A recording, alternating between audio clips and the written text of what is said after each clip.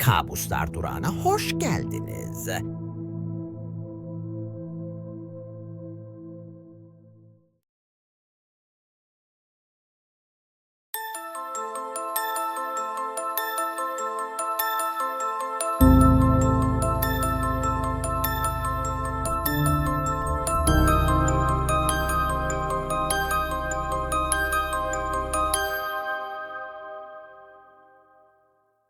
Gölge yiyen. Kamp ateşi, gecenin zifiri karanlığında titrek ışıklar saçıyordu. Ağaçlar dev gölgeler halinde yükseliyor. Rüzgar, yaprakların arasında kaybolmuş çocukların fısıltıları gibi uğulduyordu. 5 genç, Deniz, Cem, Elif, Ali ve Aslı ateşin etrafında toplanmış, ısınmaya çalışıyordu. Ama içlerindeki ürperti, soğuktan değildi. Hikaye anlatma sırası Deniz'e gelmişti. Deniz, ateşin turuncu alevleri yüzüne vururken, sesi kısık ama vurgulu bir tonda konuşmaya başladı. "Bundan tam 15 yıl önce, burada bir çocuk kampı varmış," dedi. Ama bir gece çocuklar, birer birer ortadan kaybolmaya başlamış. Cesetleri asla bulunamamış. Geriye kalanlar ise, bir daha asla konuşmamış. Deniz, derin bir nefes ile hikaye anlatma işini ciddiye alarak devam etti. "Duyduğuma göre, kaybolan çocuklar ormanın derinliklerindeki bir kişinin yaşadığı eski bir kulübeye götürülmüş. Söylentilere göre o, masum çocukları kandırarak onları tuzağına düşürüyormuş. O yıl, bir çocuk yaralı halde yolun kenarında bulunmuş. Güçlükle nefes alırken, gölge kelimesini ya da ona benzer bir kelime mırıldanmış ve son bir çaba ile geldiği yönü işaret etmiş. Polisler, çocuğun işaret ettiği bölgeyi günlerce aramış. Sonunda, ormanın derinliklerinde yer altında gizli bir mahzen bulmuşlar. Mahzen, karanlık hücreler ve odalarla doluymuş. Ancak, o çocuğun bahsettiği cadıya dair hiçbir iz bulunamamış. Cadı olduğu tahmin ediliyormuş ama kim ya da ne olduğu asla anlaşılmamış. Ancak, geceleri ormanda dolaşan çocukların fısıldadığı söylenir. Bu söylentiler, yıllardır ormanda yankılanmaya devam ediyor.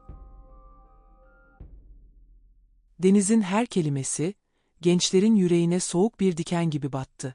Ateşin çatırdaması ve rüzgarın uğultusu, hikayenin tüyler ürpertici bir fon müziği gibi ormanda yankılanıyordu.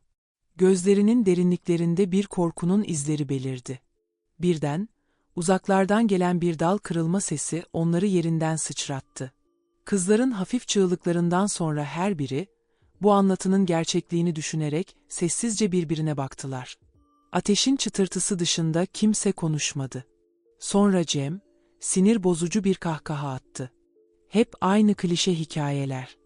Tam o anda, ormanın içinde bir dal daha çıtırdayarak kırıldı. Herkes olduğu yerde dondu. Deniz, bakışlarını ateşten uzaklara, karanlık ormana doğru dikerek tekrar söze girdi. "Babamın polis olduğunu biliyorsunuz," diye başladı. "Bizim küçük kasabamızda dedikoduların ne kadar hızlı ilerlediğini de. Ancak bir yer var ki, bu yer altı sığınağı, onun varlığını kimse bilmiyor. Bu bilgi, sadece birkaç kişinin bildiği gizli bir sırdı."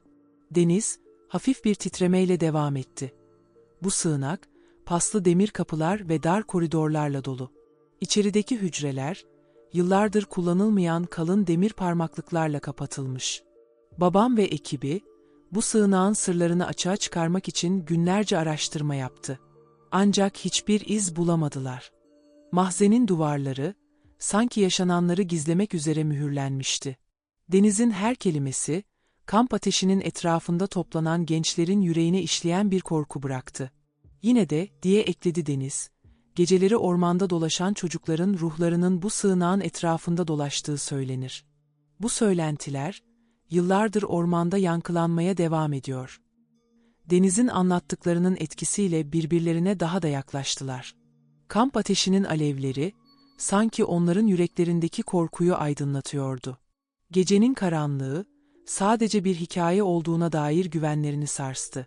Her biri, bu anlatının gerçek olabileceğini düşünerek sessizce birbirine baktı ve korkunun derinliklerinde kaybolmuş, gecenin soğuk ve belirsiz kollarına teslim oldular.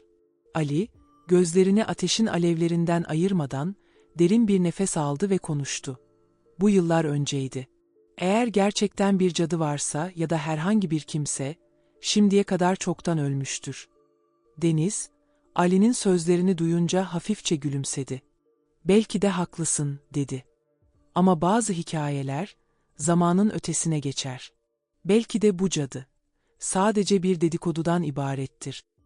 Ormandan gelen bir ses daha duydular. Elif, tedirgin bir şekilde etrafa bakındı. Rüzgardır, diye mırıldandı. Ama sesi titriyordu. O an fark ettiler. Rüzgar esmiyordu. Aslı, derin bir nefes alarak gülümsedi ve "Aman neyse," diyerek konuyu kapattı. "Hadi keyfimize bakalım," dedi. İçeceklerinden yudumlayarak şekerlemelerini çubuklara taktılar ve ateşe tuttular. Şekerlemeler yavaşça erirken, çıtırtılar ve tatlı kokular havaya yayıldı. Kamp ateşinin sıcaklığı etraflarını sardıkça, kahkahalarla dolu neşeli sohbetlere daldılar. Ormanın karanlık sessizliği, onların coşkulu kahkahaları ve neşeli sesleriyle aydınlandı. Ağaçların arasından yankılanan kahkahalar, gecenin karanlığını ve korkularını bir süreliğine unutturmuştu. Ateşin alevleri, yüzlerinde dans eden gölgeler yaratırken, onlar kendi küçük dünyalarında mutluluğu bulmuş gibiydiler. Gece boyunca süren kahkahaları ve eğlenceleri, ormanın derinliklerinde yankılanarak bir melodinin parçalarını oluşturuyordu. Gece alacakaranlığında herkes çadırlarına çekildi. Sessizliğin içinde, kamp ateşinin sönük ışıkları eşliğinde kendilerini uykunun kollarına bıraktılar. Sabah olduğunda, güneşin ilk ışıklarıyla birlikte ormanın derinliklerine doğru yürüyüş yapmaya başladılar. Havanın serinliği, sabahın tazeliğini taşıyordu. Ali, yolun biraz ilerisinde durarak, "Şu tarafta küçük ve güzel bir nehir vardı. Babamla küçükken gelirdik. Hadi, o tarafa gidelim," dedi. Hevesle yürüyüş yolundan çıkarak, çocukluğunun hatıralarını canlandırmak istiyordu. Diğerleri de ona uyarak peşinden gittiler. Ormanın içinde yürümeye devam ederken, ağaçların yoğunluğu arttı ve patikalar belirsizleşti. Ali, hatıralarının izini sürmeye çalışırken, farkında olmadan yolu karıştırmıştı. Bir süre sonra, hiçbiri nerede olduğunu bilmiyordu. Ağaçların arasında ilerledikçe, tanıdık hiçbir işaret bulamıyorlardı. Bir anda, panik dalgası herkesi sardı. Deniz, etrafa bakarak derin bir nefes aldı ve "Durun, sakin olalım," dedi. Ancak, etraflarındaki sessizlik ve bilinmezlik onları daha da tedirgin ediyordu. Rüzgarın uğultusu, kalplerindeki endişeyi daha da büyütüyordu. Ormanın derinliklerinde kaybolmuşlardı ve geri dönüş yolu belirsizdi. Sessizlik içinde ilerlemeye çalıştıkça, adımlarının hızlandığını ve nefeslerinin kesik kesik olduğunu fark ettiler.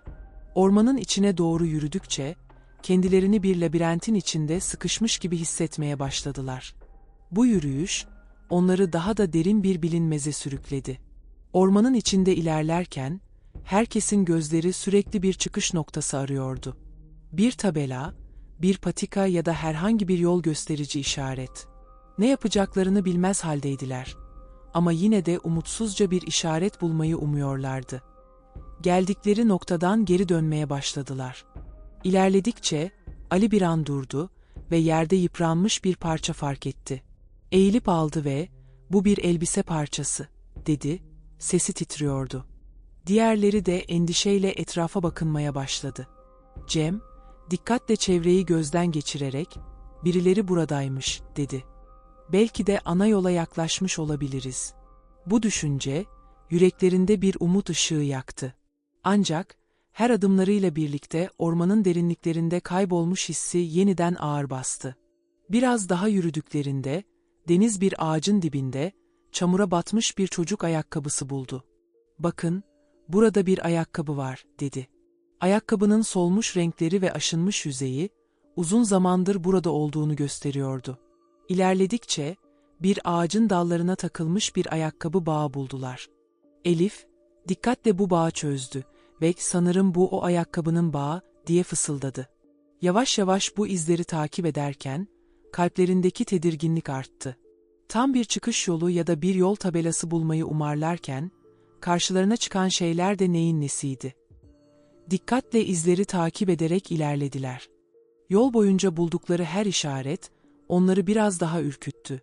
Ama aynı zamanda çıkışa yaklaşma umudunu da canlı tuttu. Ormanın sessizliği içinde attıkları adımlar, artık daha kararlıydı. Bu belirsizlik ve gerilimle dolu yürüyüş, onları daha da derin bir bilinmezliğe sürüklüyordu.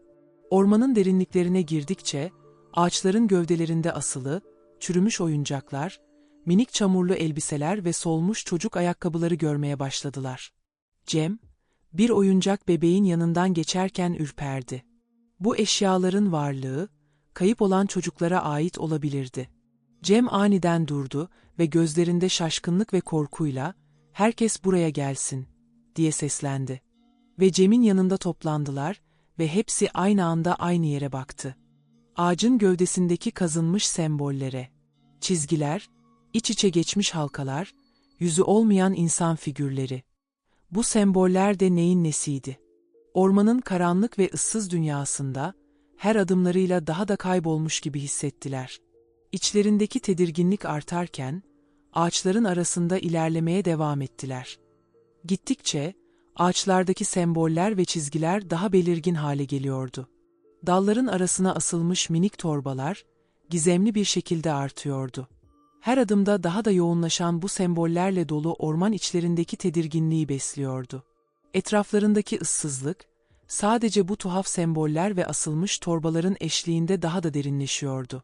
Her geçen an, ormanın karanlık ve gizemli atmosferi içinde kaybolmuş hissi daha da büyüyordu. İçlerindeki korku giderek daha da artıyordu. Ali, titreyen bir sesle, "Bu semboller ne anlama geliyor?" diye sordu. Elif, derin bir nefes alarak, "Bilmiyorum ama bir şeylerin bizi izlediğini hissediyorum," dedi. Cem, etrafına endişeyle bakarak, "Belki de buradan çıkış yolunu bulmalıyız," diye ekledi. Adımları ağırlaştıkça, ormanın derinliklerinde bir şeylerin onları izlediği düşüncesi korkularını daha da büyüttü. Her bir sembol, her bir asılı torba, ormanın derinliklerinde gizlenen bir tehdidin izini taşıyordu. Kalplerindeki korku ve gerilim, her geçen an daha da yoğunlaştı. Bu bilinmezliğin içinde ilerledikçe, korku dolu bir serüvenin ortasında, daha da derin bir karanlığa çekildiklerini hissettiler. Bu karanlık dünya, sanki kaybolmuş çocukların fısıltıları ve izleriyle doluydu. O sırada, ağaçların arasından bir ses yükseldi.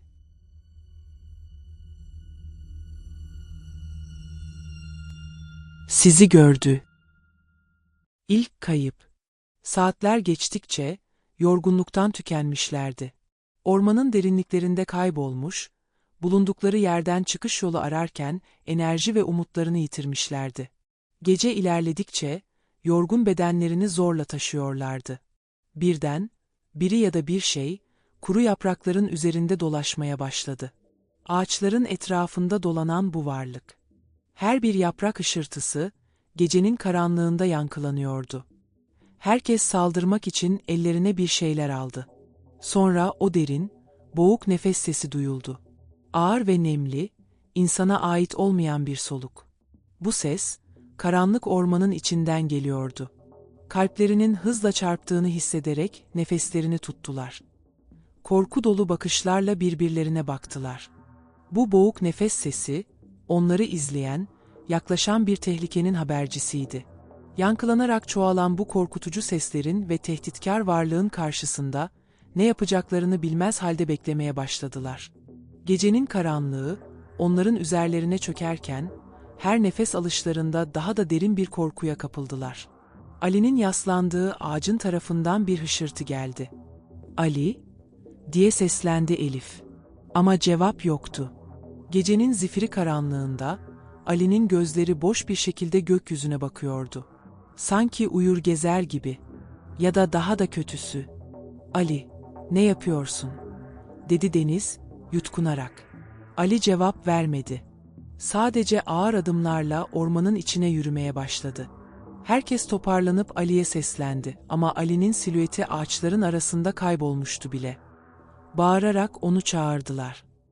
Peşlerinden koştular ama Ali gitmişti. Bir anda kaybolmuştu. Dinlendikleri yere geri döndüklerinde, Ali'nin yaslandığı ağacın dibine bırakılmış büyük bir kutu dikkatlerini çekti. Kutunun üzerinde eski ve paslı bir kilit vardı. Ancak kilit açık bırakılmıştı. Elif, titreyen elleriyle kutuya doğru eğildi ve yavaşça kapağını kaldırdı. Kapağın açılmasıyla, içeriden gelen eski ve küf kokusu burunlarına doldu. Kutunun içinde, küçücük ve çürük bir kalp vardı. Bu kalp, sanki yıllardır orada bekliyormuş gibi, rengi solmuş ve yıpranmıştı. "Cem, bu da neyin nesi?" diye sordu. Sesi korkuyla titriyordu. Her biri, kutunun içindeki bu kalbin ne anlama geldiğini anlamaya çalışıyordu. Küçük bir çocuğa ait olabilir miydi? Herkesin aklındaki düşünce aynıydı ama kimse bunu dile getiremiyordu. Kalp, eski bir kumaş parçasına sarılmıştı ve üzerinde tuhaf semboller vardı. Bu semboller, ormanda gördükleri diğer sembollerle aynıydı. Deniz, gözlerini kutudan ayıramayarak, "Bu gerçek olamaz," diye mırıldandı. Ormanın derinliklerindeki bu kutu, onları daha da bilinmez bir tehlikenin içine çekiyordu. Gecenin karanlığı, kutunun içindeki çürük kalp ve ormanın ıssızlığı birleştiğinde, kendilerini daha da derin bir korkunun içinde buldular. Her biri, bu korkutucu keşfin ne anlama geldiğini anlamaya çalışırken, birbirlerine bağırarak içlerindeki korkuyu atmaya çabalarken, ormanın gizemi, onları sarmalayan bir karanlık gibi üzerlerine çökmüştü.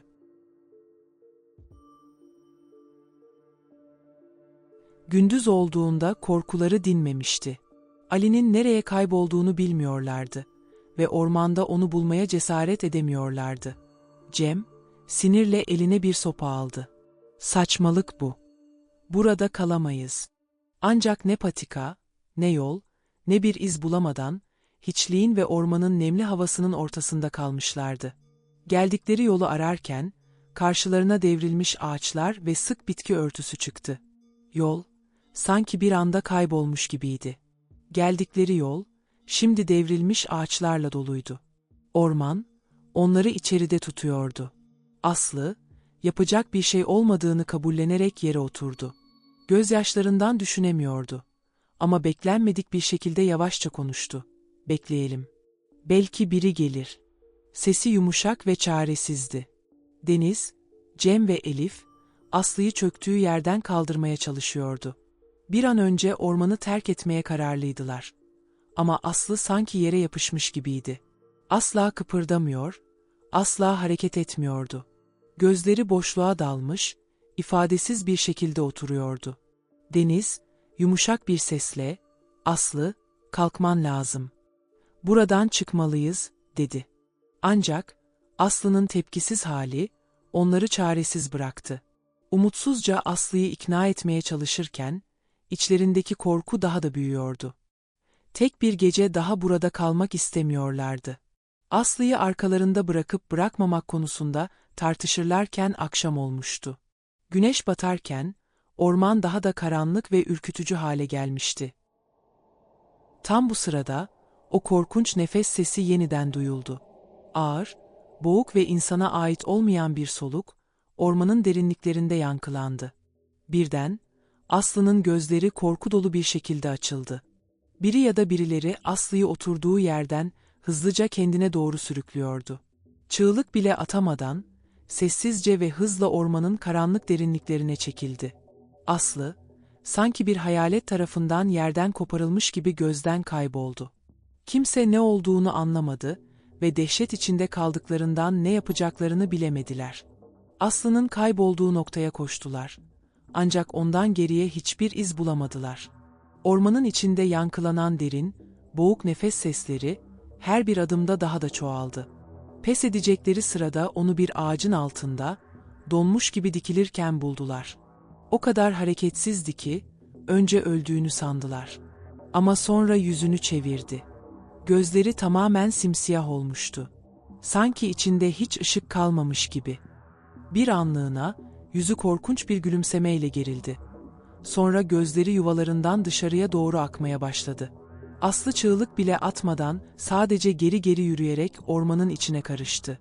Elif arkasından, çığlıklar içinde koştu ama artık çok geçti. Ve o ağacın altına bırakılmış başka bir kutu vardı. Kaçış yok.